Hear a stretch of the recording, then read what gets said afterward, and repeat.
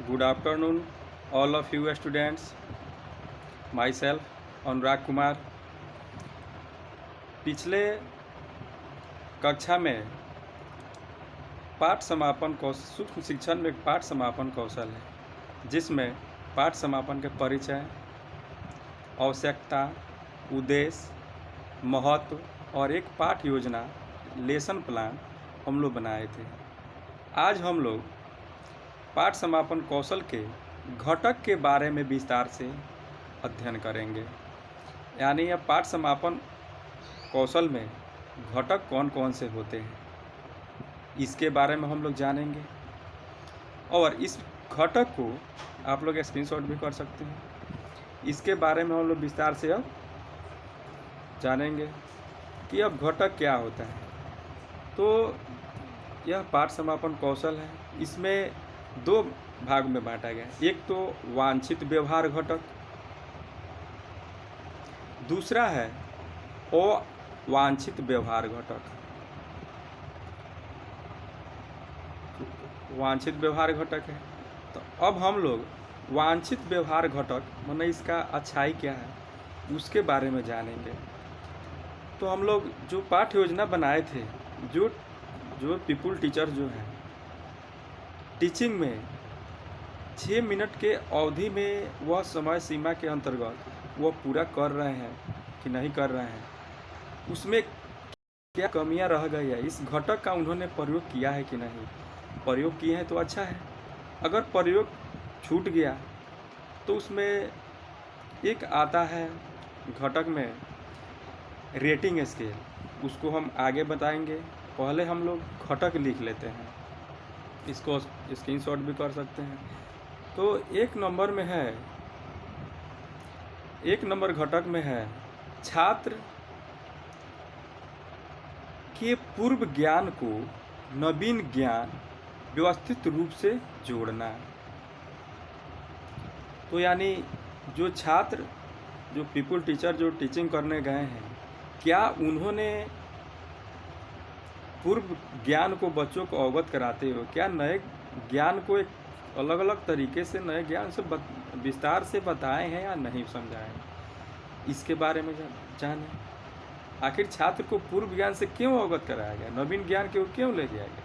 क्योंकि बच्चों जो पहले कक्षा में पढ़ाई हुआ था उसको वह बच्चे अच्छा से अध्ययन किए कि नहीं किए, इसको जानकारी मिली। दूसरे नंबर में है पाठ के प्रमुख बिंदुओं को सरल एवं स्पष्ट भाषा में प्रस्तुत करना। यानी जो पाठ के जो मुख्य बिंदु है, जो मुख्य पॉइंट है, उसको क्या वह सरल से सरल यानी लचीला, सरल और लचीला, क्या वो स्पष्ट भाषा में उसको प्रस्तुत किए हैं या नहीं। तो घटक को पाठ योजना में क्या वो प्रस्तुत किया या नहीं किया। तीसरे नंबर में है पढ़ाए गए तथ्यों या विकसित अवधारणाओं को व्यवस्थित करना। यानी जो शिक्षक पूर्व में या पहले जो पढ़ाया गया है, तथ्य का मतलब होता है फैक्ट, कारक, फाइन, प्रकरण, जो पढ़ाए गए प्रकरण जो है या विकसित अवधारणाओं को व्यवस्थित करना, क्या वो व्यवस्थित तरीक़े से अवधारणाओं को प्रस्तुत किए हैं या नहीं किए, इसके बारे में उसको पीपुल टीचर को ध्यान रखना है। फिर 4 नंबर में है पुनरावृत्ति के सभी प्रश्नों या समापन गतिविधि एक ही प्रकार के न हो। यानी जो भी पीपल टीचर जो पढ़ाए हैं उसमें क्या जो प्रश्न बार बार जो रिपीट हो रहा है पुनरावृत्ति के, क्या वह एक ही तरह से है या अलग अलग है। गतिविधि का मतलब होता है क्रिया, यानी क्रिया करना जिसके द्वारा किया गया है। तो जो भी पुनरावृत्ति के प्रश्न है वह जब समाप्त किया गया तो क्या वह क्रिया करके एक ही प्रकार की प्रश्न है या अलग अलग है, इस चीज़ पर हम जाने। अब अगला 5 नंबर में है पुनरावृत्त के प्रश्न सरल एवं आसान हो। यानी जो भी पुनरावृत्त के प्रश्न हैं क्या वह बच्चों के अनुकूल हो, या उसके समझ में आ रहा है या नहीं आ रहा है, उसके अकॉर्डिंग है या नहीं है। यानी उसको सरल से सरल भाषा में उसे प्रस्तुत करना है कि बच्चों को वो समझ में आ जाए। ये ना कि ऐसे प्रश्न दें कि बच्चों उसे बिल्कुल ही नहीं समझ पाए। तो इसलिए वह जो भी पुनरावृत्त के प्रश्न जो किया जा रहा है, पुनरावृत्त मतलब रिपीट करना, बार बार पूछना, उसे वह प्रश्न को प्रस्तुत जो कर रहा है क्या वो आसान है या कठिन है, तो उसके अनुकूल होनी चाहिए। अब यह 6 नंबर में है। इतने घटक को तो हम लोग जान लिए, वांछित व्यवहार घटक। अब 6 नंबर में है प्रश्नों का स्तर छात्रों के अनुकूल हो। यानी जो शिक्षक जो टॉपिक पढ़ा रहा है, जैसे हम लोग लेसन प्लान में जैन धर्म के बारे में पूछे थे, तो क्या जैन धर्म के बारे में छात्र को अनुकूल है। यानी जिस कक्षा कक्ष के छात्र हैं उस कक्षा कक्ष के अकॉर्डिंग ही प्रश्न होनी चाहिए। यानी मानते हैं 5 क्लास के छात्र हैं तो 5 के स्तर के ही छात्र होना चाहिए। 10th क्लास के हैं, 9th क्लास के हैं, तो उनके अनुकूल उस प्रश्न को पूछना चाहिए ताकि वो बच्चे को बिल्कुल आसानी से वो समझ सके और व्यवस्थित रूप से उस शिक्षण अध्ययन कार्य को आसानी से पढ़ सके, कहीं भी उसे कठिनाई नहीं हो। अब 7th नंबर में है पुनरावृत्त के प्रश्न पाठ से संबंधित हैं। यानी जो पुनरावृत्त के प्रश्न जो है क्या वो पाठ से संबंधित है या नहीं, इस पर उसको ध्यान देना चाहिए। जो प्रश्न हम लोग पढ़ा रहे हैं, जो विषय वस्तु पढ़ा रहे हैं, उस विषय वस्तु के प्रश्न जो है उस पाठ से संबंधित होनी चाहिए। पढ़ा रहे हैं इतिहास तो इतिहास से ही संबंधित होनी चाहिए। इतिहास में कौन से टॉपिक पढ़ा रहे हैं, तो जो टॉपिक पढ़ा रहे हैं उससे संबंधित होना चाहिए, ना कि उससे बिल्कुल अलग हटके होनी चाहिए, बिल्कुल उसी के अनुकूल होना चाहिए।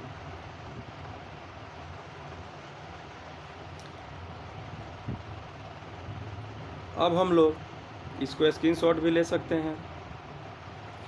अब हम लोग पुनरावृत्त के प्रश्न पाठ से संबंधित हो इसके बारे में तो हम लोग जान लिए, ये भी जान लिए, 7th नंबर भी जान लिए।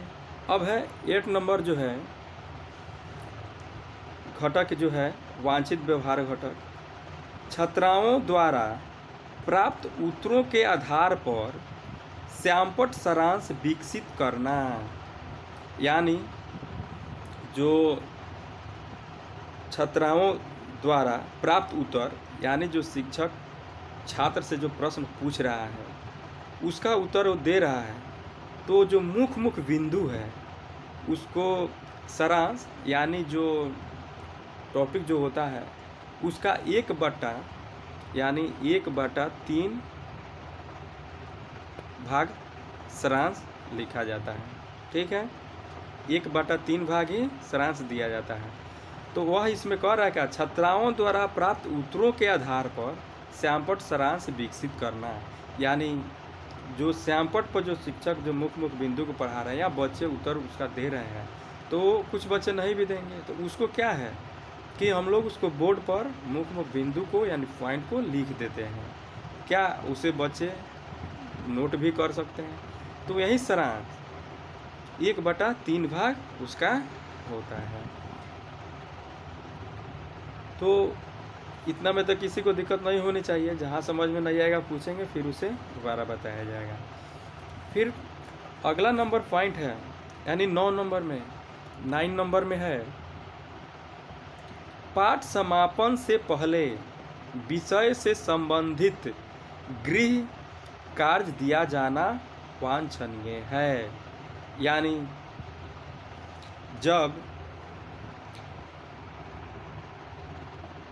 जब हम लोग पाठ समापन से पहले विषय से संबंधित यानी शिक्षक जब शिक्षण कार्य करता है तो जो भी प्रकरण जो होता है, जो टॉपिक होता है, उससे संबंधित जब पाठ समाप्त हो जाता है तब उससे क्या करता है, उस विषय से संबंधित गृह कार्य भी बच्चों को होमवर्क देता है।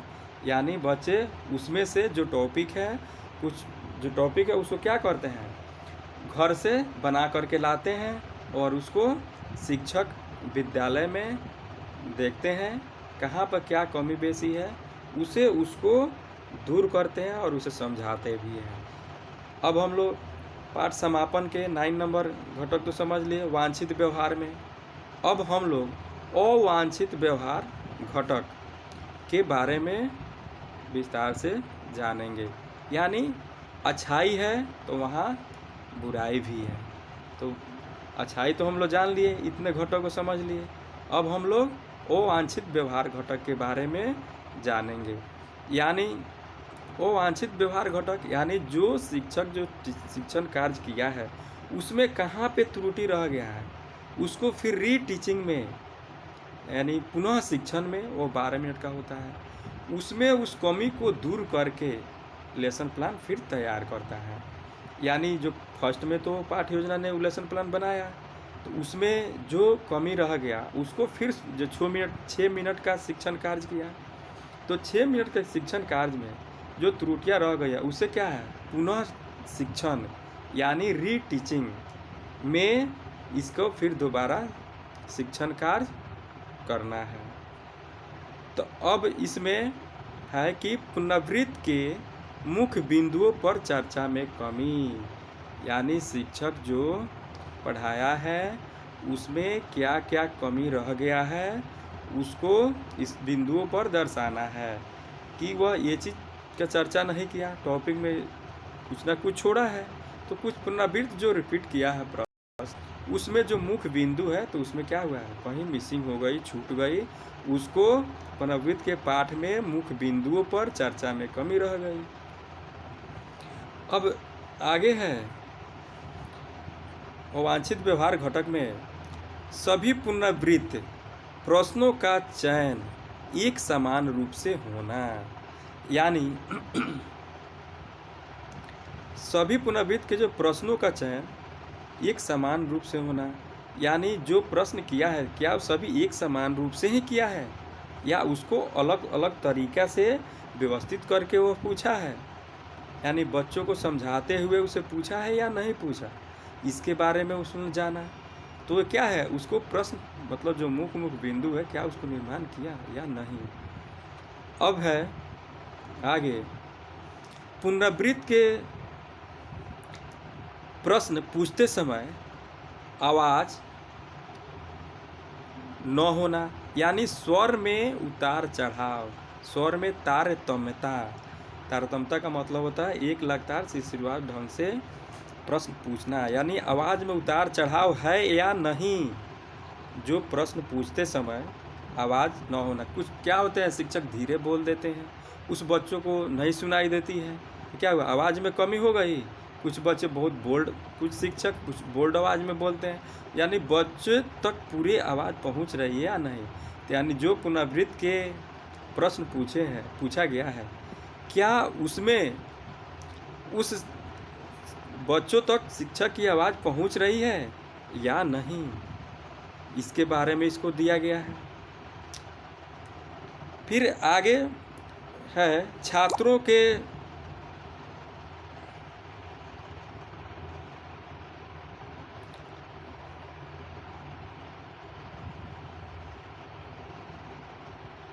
फिर आगे है क्या, छात्रों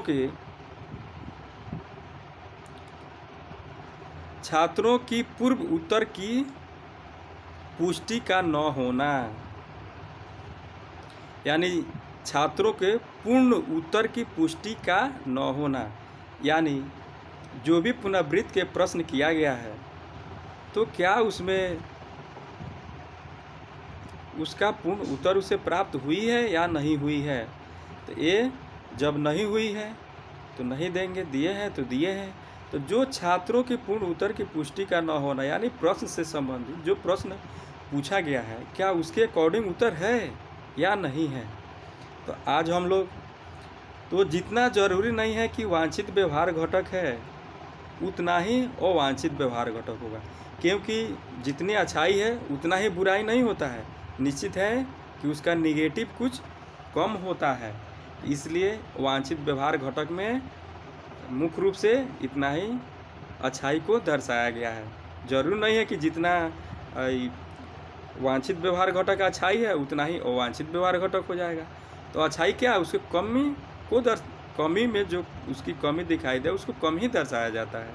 इसलिए आज हम लोग पाठ समापन कौशल के घटक वांछित व्यवहार घटक और अवांछित व्यवहार घटक के बारे में अध्ययन किए। इतना तो हम लोग जान लिए।